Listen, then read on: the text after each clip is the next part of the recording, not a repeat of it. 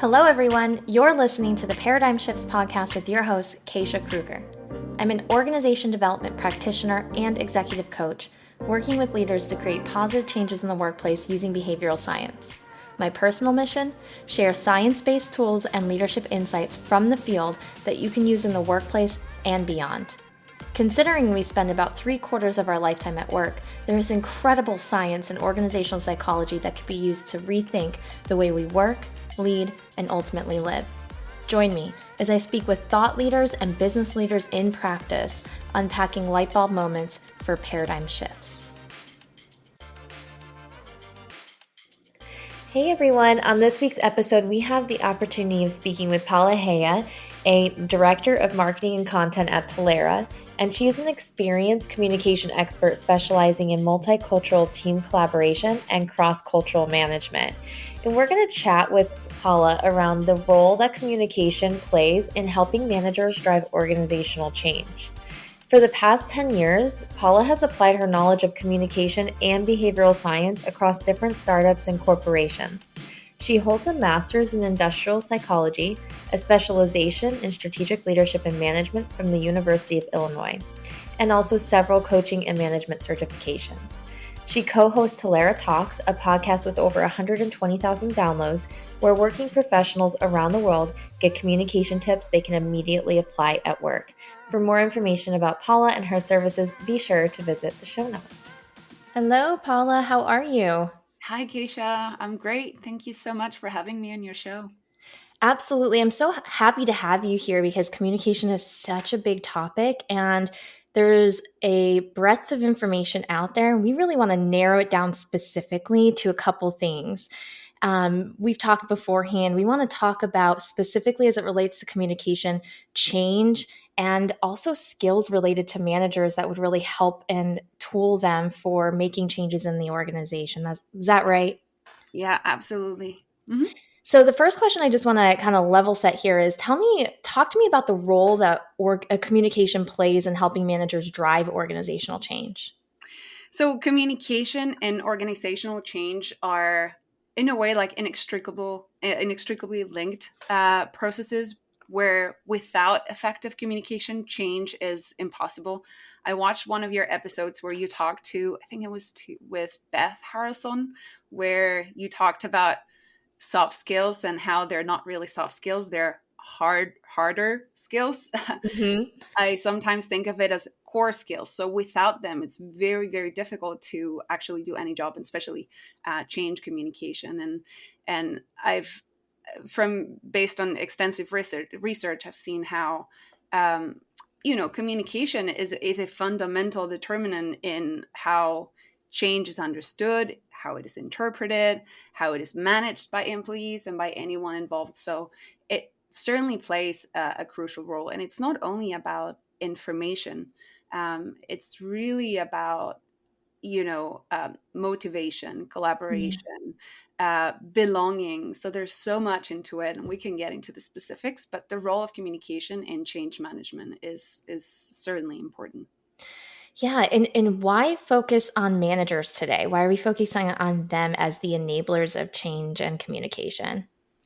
Well, managers are such a crucial piece in organization and change management. They're almost like a lever where everything they do, they're the glue. And I think you said that in one of your podcasts, one of your previous episodes, that they're like the glue that brings the whole team together. And they have access to top leadership, but they're the ones actually in touch with the employees and people creating and adding value. So that's why it's so important. Oh, I love that you use the word lever. It's so true. And that kind of helps me mechanically think about it, tangibly think about it. You're what I would call a communication expert. And so, with some behavioral science background and education, and from that research perspective, what are the core communication skills that you would say positively impact an employee's, let's say, readiness or their ability to commit to a change, or maybe their attitude towards a change? Kind of getting at the science behind it. Yes. So there's after all the research that I did, I've read a lot about this topic, and there are five main core communication skills that would really help managers with change management. The first one, and it's one of my favorite ones because it's also a little tricky, is transparency. And I Mm. know it's a big topic that many people talk about. Transparency, it's important. And, without or with insufficient communication and information, change management is bound to fail. But then the tricky part comes when, how much is too much information, or how much should I share? Is there such a thing as communication overload? And I think here, my marketing background also comes into play a little bit, because it's really more about understanding, okay, what do they need to know? And what's in it for me? Why is this change happening? What does success look like? What is the North Star? And then be able to communicate that, and communicate it very often, because Ooh. sometimes, yeah, What do you mean by often? Like, what is the cadence you think that's appropriate, or does it depend? it depends. But we tend to assume that the information we know is obvious to others. And sometimes as managers, we spend time talking about the change, and what's going to happen, and how we're going to do it. And we spend so much time talking and thinking about it, that we think that the moment we convey that information for the first time, it's going to land well. Mm. And I think there was, here it really depends on the context, but I read once that if you want something to resonate with people, they have to listen to it at least 10 times, 7 to 10 times. So we, That's huge. Yeah. And also, I can hear managers now, in terms of like the questions that they need to be asking themselves to transparently communicate and then convey the information. Well, you want to ask, what do they need to know? What does success look like, as like the 2 to 3 bigger questions? What are our North Stars? So, do they speak to their senior leaders to determine what scope of communication is appropriate as well, do you think? yeah, here you do really need top leadership support, which is not always easy, especially in larger organizations. But the importance of it is massive. And the problem is that when people don't have enough information, they make it up. They make it up. Hmm. So you don't want that to happen, because we also have this negativity bias where, when we don't have all the information, we tend to make it up, but we tend to have this negative tendency of like, something bad's going to happen. And, when our manager tells us we need to talk, you don't expect, oh, I'm going to get a raise. You expect, oh, something's happened and I've done something bad. So the more information we're able to give our employees, the easier the whole transformation and change will be. That's so true. And one other thing I want to highlight that you said I think is so crucial is that when we are immersed in the change, let's say we are the ones that are driving the change, or we are creating processes around the change effort, because we're so immersed in it, it really landed with me that we hear it all the time. So we expect, as if when we deliver this information, it's been heard by our employees several times, and it hasn't been. I think that's really landing with me, because we can be in our own bubbles and forget that, hey, this is brand new information. And it's almost like when you think about delivering that information, you have to think about, how would I receive this if I was hearing it for the first time? Hmm. Exactly. And there's so much to process, right? You've had a lot of time to think about all the variables and what could happen if, and, all the different scenarios have happened in your head already. So expecting that people hearing it for the first time is exactly what you said. Um, it's, we tend to assume that other people know what we're talking about, and yeah, hammering it in, where we repeat again what it's like. It happens in marketing, right? Where you have to repeat the same message, even if you may think that they know what you're talking about. Never assume. Awesome. And then the second skill, that was number one. Yeah. Number two would be participation. And here, this is massive. You asked about how can we make people feel more committed to the change, or what is also known as effective commitment to change, where you have this sort of like emotional attachment, and you're willing to put that extra effort to make sure that the change is successful. And yeah, here we're used to having this top-down communication where, okay, we're the managers, we've decided what's going to happen, and we also do that to make your life easier. So it's not only a matter of I'm the boss and I'm going to decide. Sometimes it comes from a very good place, but then you communicate sort of like top down, and when that happens, the employees, individual contributors don't feel part of that change. It's I've heard this IKEA effect before, Mm. where you want to be part of like creating this reality together.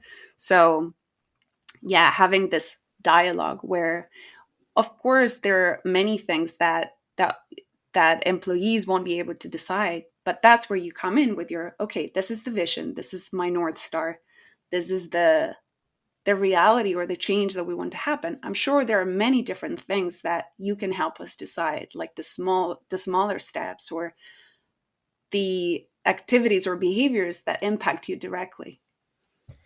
So, to get participation, we want to maybe create listening session moments with our employees. Is that right? Mm-hmm. Yeah. Asking them kind of think of it as like gathering input. We do this in OD all the time from a organizational whole systems approach. But if you can do it within your team and you can tap them and ask them for information and look at them as the experts of the change as well, because they're the ones being impacted, asking them for their thoughts and perspectives will really go a long way to helping inform how that change is kind of conveyed and also released. So that would that also lend itself to building that emotional attachment that I heard you talk about? 100%. Exactly. So you're part of the process, you're part of the whole situation. So you inevitably will feel more connected to it and more committed to the change. Amazing. So transparency number one, participation number two. What's number three? Number three is meaningful communication, which is like the version two of transparency. You've conveyed your message, but now you want to make it meaningful to the person. And yeah, here it's where you not only focus on, yeah, informing and educating, but also on motivating and making sure that people want to support that initiative. And here, the vision and the mission and storytelling come, like, they go a long way, where you really understand, okay, what are the motivations of my employees or my team members, and what can I do to make it relevant to them. um, and then there's something super important here, that is, you cannot change values, but you can change the perspective. So here we work a lot with, or I work a lot with, people from different cultures, and you see that values vary individually, but also based on where you grew up and your background. And in some cultures, tradition is a very important value, and change is not a good thing. But perhaps you want to change it. You want to reframe it in such a way that it's not so much about change per se. It's more about ensuring stability.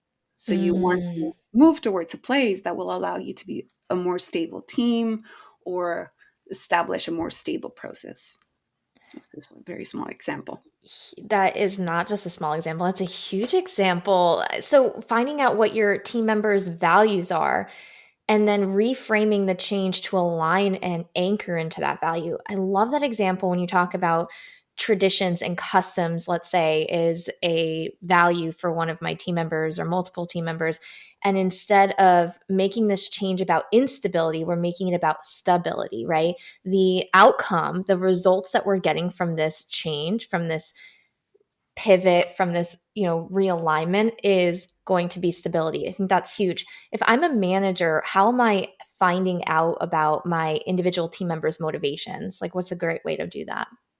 So here we go back to the previous core skill, where you really make them part of the conversation. You listen to them, active listening. I know that's a word that it's become a buzzword, which is very sad because it's so important. Mm-hmm. As managers, we want to really ask them a lot of questions and really listen to them. Um, I also want to, like, I'm not naive, and I know that especially in large organizations, or if you're a busy manager, you manage a large team. It's very hard to listen to people individually, but you do pick up on the general theme, and you need to know your team. And at the end of the day, that's your job. It's to Mhm. really be that glue that brings people together. Yeah, the active listening skill is such a amazing core skill that managers really need to adopt and to be successful as a manager or anyone who is leading other people. So we have transparency, participation, meaningful communication. What's number four? Number four is understanding communication as a socially constructed process. And here is really understanding that the way we make sense of the world happens in, I guess, in two ways. Um, One is what's formally said, right, in front of managers or in a meeting or formal communications. And the other path or track is what is informally conveyed, usually among colleagues or when you go and have a drink after work. That's what you talk about when you have this water cooler conversation. So, really understanding this, there's this Dr. Homan. He did a great TED talk. I think it was called "The Inner Side of Organizational Change," Mm, I'll have to look into that. and he talks about this on stage and off stage behavior, and really understanding that, like, how do we create meaning, how do we make sense of the world, and understanding that helps managers say, okay, if I know that what's happening here, the things that I can see, is just a percentage of it, I need champions in place that can help me coach and support employees, uh, Mm, and guide them through the whole process at a more informal level. mm. So attaching champions, adopters, early adopters in place, what does that look like? Can you just break that down? If I'm a manager and I'm getting ready to do this, how do I do that effectively? So you have to really pay attention to what's happening and see who's more perceptive, Mm, who is adopting the change. So really look for those great outliers that actually get it, that understand what's going on. They know that that's how it has to be. And then leaning to that instead of, I guess sometimes we focus too much on what's not working, mm, but positive psychology is a great example of sometimes you just have to focus on what actually works and just make sure that that's happening across the board. It's not always easy, but you will realize that there are good things and that there are in general some people who believe more in the change or in the initiative. absolutely. And you're going to see what you believe, right? That's a big thing in cognitive behavioral therapy and all of the other principles that we've been talking about on this podcast in terms of positive psychology. Thank you for bringing that up. That's very helpful and helps me understand if I'm in a manager role, what I can do to find those outliers and identify who's more adoptive of change and kind of having them be the individuals that support and help guide and coach others on the team. So we had transparency, we worked our way to participation, and then we got to meaningful communication, which is like version number two of transparency, right? And then we went to understanding communication as a societal construct process. And then now we're at the final one. What is that one? Mhm. So that is appreciation and support. I like to talk about them as something that, together. And here is that support from leadership, from leaders, from managers, and also the perception of it. So it's not only supporting them, but you want to make sure that they know it and that they feel it during transformation, during change. And here, there's this concept of psychological contract where you have this set of mutual expectations between the manager and the employee, and it contributes to building trust and just having that supportive environment. And there's a lot of studies that have shown that when you have when that psychological contract is fulfilled during change, then the emotional attachment and effective commitment to change is much, much higher. Thank you. And reward and recognition doesn't always have to be monetary. We can simply recognize an employee in the moment in real time, and that's generally good enough, and also helps an individual feel valued and appreciated and recognized, right? Absolutely. And it's also about understanding how you can break down the change into smaller, more digestible steps and phases, and then celebrate those small wins. Um, Mm. when we hear change, it tends to be overwhelming. We tend to think, oh, everything is going to change. Like even when you're changing CRM provider software, you're like everything is going to be different. But there are constants, and finding those constants of like some things are going to stay the same, identify those, and then that's a way of reassuring them, listen, this is how I'm supporting you, not everything is new. Let's break it down into smaller steps, and then every step counts. So yeah, Mm. that's it doesn't have to be monetary. It can just be a way of, supporting and appreciating them getting closer, step closer to that vision, um, you know as a part of a bigger process. Building those wins in along the way will help drive that meaningful communication that you were talking about earlier, that the manager is responsible for kind of communicating and conveying when they're conveying the change overall. Absolutely. So, those are five core communication skills that managers need to be able to be successful in positively impacting an employee's ability to change, their readiness, their commitment. So, I heard from you that you have a 12-week course for managers to help develop these skills. So that's important, right? I'm a manager, I'm listening. It's like, great, Paula, you gave me the five skills I need, but now how do I actually learn them and develop them and upskill in these areas? So walk me through your 12-week course that you have that helps managers develop these skills. Yeah, so this is it's an online program that combines group sessions with one-on-one sessions, and there's 12 weeks, six different modules, and each module takes 2 weeks. So the first week we talk about getting started with communication and organizational change, and it's very, very practical, where we actually look at real examples of change, bigger, smaller. It doesn't really matter, because these are core skills that you can apply to different situations. And yeah, here in the first 2 weeks, it's when we identify, okay, um, what is the change that you want to install or establish in your organization. We go through all the, like, even the classic change curve, employees attitudes toward change, the parts that you can do as a manager to influence that. And then the other weeks we walk through all the skills that we just talked about, like transparency, and how you can move from a more, um, there's this analogy that managers are almost like an umbrella, where you want to protect your employees from everything that's at the top. And sometimes that means I'm not going to convey everything because I think it's going to be worse. So where's that threshold? Where do I stop sharing? How much do I want to share? So here we work through all this. There's a lot of role play. We talk about participation, meaningful communication. So how to put together, how to craft a story that is meaningful and relevant to people in my team.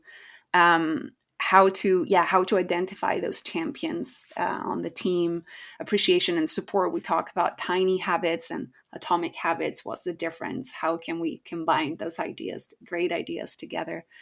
We touch a lot on biases and how we can address them as managers. So there's a lot of practice. There's a combination of theory, practice, and then we have a couple of testing tools. That's something that it's people can choose whether they want to do it or not. I always find it very fun to see, um, to see So the like a results. before and after kind of. Exactly. That's awesome. Now, in terms of the changes that managers get to influence, can you talk to me a little bit about that? Because I can see being a manager listening to this and saying, well, I'm not driving organizational change at a large scale, right? So maybe I'm helping my team adopt a change that an organization is driving itself, or senior leadership is. But there are other types of changes that these skills apply to, maybe within a team scope. Can you talk to me about some of those and maybe some examples? Well, it can be really from choosing a new tool, or really applying a different methodology to how we report, how do we write reports, or how we, for example, on the sales team, we had one way of dealing with leads, and now we have a different way of doing it. Or we used to do everything with open Slack channels, and now we want to do it more private, or the other way around. Like, there are many different changes that you can apply, and the great thing is that these communication core skills can be applied to all different changes, even like bigger changes, smaller changes. Um, Yeah, I'm just looking through all of these skills as core communication skills and how applicable they are, just to like going to back to active listening, as you mentioned that during the meaningful communication stage. Like, that's a huge skill for coaching. If you're going to mhm, apply coaching to your practice as a manager, right? I mean, all of these skills really even help provide kind of a support to employee retention strategies. They help pick up employee morale. I mean, this is bigger than just helping drive change. This is what you're talking about here is it's good people management skills in mhm. general. That's very true. And that's what, management has many different applications and branches and skills. And of course, there's much more to it than change management. These in particular, these five are the ones that, according to research, impact more strongly on, effective commitment to change and change readiness, or individual change readiness. But you're totally right. Um, by being able to master these skills, you will be able to increase, as you said, employee retention, morale, collaboration, etc. Yeah, innovation, all of that. So generally speaking, where do you see managers usually get stuck then? So they tend to get caught up. I think the part of transparency gets very tricky, because people are very busy to begin with. So I that's the first step. So we're all very busy, and we often forget to share enough information. And sometimes managers don't even have the full reason of why something is happening. So I think that would be the first step. So if you feel like you're a manager and you're stuck, the first step is try to understand the change yourself. Be a role model in why is this happening. Talk to whomever you need to talk to until you understand it inside out. You don't need to understand every single step, but it is very important that you understand, okay, I believe in this. I want this to happen. I understand that there is value and that the change is appropriate. Otherwise, it's very difficult to pass that on to your teams. So that would be the first step. Mm. Yeah, you won't be passing it on to your teams, right? If you're not in agreement or in alignment with that change. And the whole reframe on being busy, I think, is really important and underplayed, because we hear a lot that managers are busy and we have full plates. So reframing that to, if you have more information, then you can be more efficient, right? And that's something that I think of often. Yes, we have full plates all the time, but my employees also need this information. So I love what you said about being a role model. If I don't have the information, if I maybe don't agree with the change and need to help me understand how my values align with this change, and I need to go get that information, take that initiative. For sure. And yeah, don't try to conceal information. Be okay with telling your teams or team members that you don't have all the information. So being vulnerable is okay, as long as you have. I think it's important that managers have a vision and a picture of what success looks like, but it's okay to not have all the different steps or stops until you get to that destination. I feel it's something sometimes similar to when parents are, not going through a good time, and then they try to hide everything from the kids. And I understand when they're little, but when they get older, sometimes it's just better to be honest and say, well, something is not working, and we're Mm. all adults here, and they probably understand a lot of things much better once they have all that background information. So what I'm hearing you say is putting that shield up around your employees could do more harm than it can do good, right? Sometimes, yeah. So try to put yourself in the other person's shoes and see, okay, would I need this information? Would I be able to do anything with it? And if you would like to have, sometimes we think, oh yeah, I would like to have that information, but I don't want to pass it along because I don't think it's going to be good for them. Well, Mm. why is that? And just trying to go through that process internally. Why would I like to have this information, but I don't want my team members to have it? Um, Mm. Yeah, because what I hear you say is we're not talking about passing information along for information's sake. And we're also not passing information along or communicating if we don't know the full truth of everything, right? Like we have the full picture.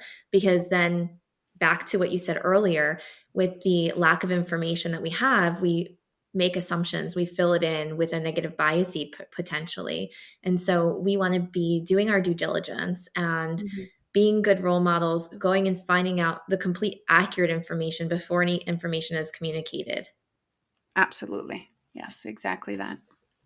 If I'm a manager and I'm listening to this right now, and let's say I'm struggling with getting my employees to adopt a change, particularly, let's say a change that the employees are not excited about, what do I need to do right now? So, first, understand that behavior is depending on context, and what works in one context may not work in the next context, right? I think it was Lowen who said behavior equals person plus situation, something Mm. like that. So, really understanding the context you're in and why your people are not liking that change so much is the first step.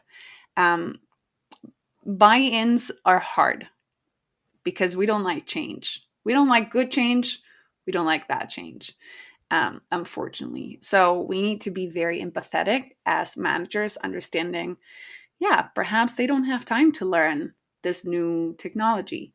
What can I do to make their lives easier if it's a question of I don't have time to learn? So understanding the context of my team and the reasons behind them not being happy with the change. And then once you have that, then you can craft that story of like, this is try to picture that compelling vision for the future and engage them in the process. Always engage them in the process. Ask them, get them involved, get, to the core of the reasons why they just don't want to change, why they're not excited. Yeah. And if I'm a manager and I'm trying to navigate this process, generally, who do I go to in an organization to kind of get that support? Because sometimes I feel like it may feel like you're on an island by yourself, right? Who do I go to? Yes, this one is really hard and it will depend on the company size. For smaller organizations, human resources is usually that rock. And then sometimes I feel like they must feel on that island that you're talking about. But going, seeking out for support from other peer managers and people and your own manager. I really appreciate when my team members come to me and say, I need help. Mm. And sometimes we see that may be perceived as a sign of weakness. But if you frame it more from the perspective of I just want to be better, I just want to do my job better. From what I've seen, people tend to help more than what we would expect. So going to your manager, like perhaps sometimes top leadership or people um, in higher ranks, if you express those concerns, they tend to be more accepting than what we expect initially. Mm. Is that because of that negative bias that we generally have? Perhaps, perhaps. Yeah. And I'm thinking of brain science and just like how we're always scanning our environment for threats, and we're wired to look for what's not working, going back to, how we scan for, well, maybe we should think of this as something that is going to work out. What if it works out? What if my manager supports me? Or what if this peer manager helps me more than I thought? Maybe they don't think I'm a burden, right? For me asking and leaning on them for help. exactly. And then I also see a lot of great Slack channels and LinkedIn groups for other managers. And I've personally found them super helpful.